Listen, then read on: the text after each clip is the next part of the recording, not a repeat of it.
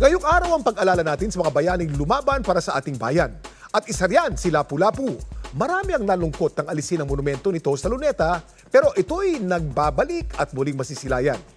Yan ang kwentong kalye ni JM Encinas. JM? Kuya Kim, tama ka, nagalak nga yung ilang nating mga kapuso matapos nga nilang muling makita yung monumento ni Lapu-Lapu sa Rizal Park. Para sa kanila, ito ay ang tunay na kahulugan ng kabayanihan. Sa isinasagawang redevelopment project sa Rizal Park, isang malaking bahagi nito ang ibinalik. Ito ang estatwa ni Lapu-Lapu. Matatandaan nung nakaraang taon ay inilisang may 40 pulgada na estatwa ni Lapu-Lapu na itinayo taong 2004. At matapos ang halos isang taon, maaari na itong masilayang muli sa Rizal Park. Kita ko yan nung unang-unang pagtayo niyan.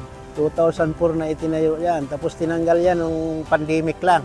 Ay malaking bagay din yun kasi marami pa rin nagpapapicture dito tapos yan ang binabackground. Makikita ang statwa ni Lapu-Lapu o Sentinel of Freedom sa Phase 4 ng Rizal Park. Bahagi ito ng isinasagawang restoration ng National Museum of the Philippines sa parke.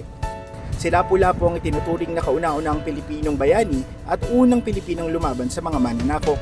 Ngayong araw ng mga bayani, dinagsari ng mga tao ang Rizal Park at nagpakuha ng souvenir photo sa monumento ng ating pambansang bayani na si Dr. Jose Rizal.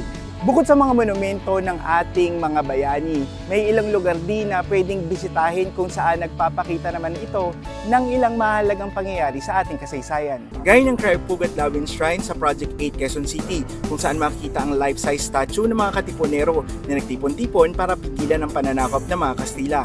At ang kartilya ng Katipunan o Heroes Park sa Ermita, Manila na nagpapakita ng pamumuno ni Gat Andres Bonifacio sa Revolusyon noong 1898. Tinanggal mo itong mga monuments na ito, wala ka ng physical connection sa kanila. These heroes are long gone, most of them, like those who fought during the Philippine Revolution. So wala na silang physical manifestation. But through these monuments, we remember them. Sa pamamagitan ng mga estatwa ng ating mga bayani, mas maibahagi sana natin sa mga susunod pang henerasyon ang aral na kanilang iniwan, makamit lang ang kalayaang inaasam.